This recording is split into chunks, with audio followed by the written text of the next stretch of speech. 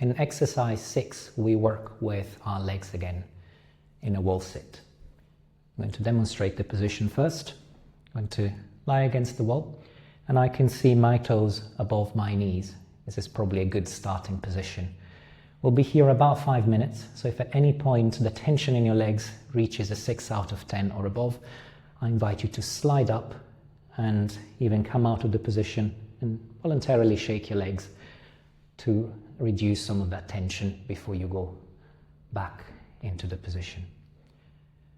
When you're ready to come out, all you need to do is push against the wall into a forward fold, and then very gently come back up to standing. As an alternative, you can also do chair squats.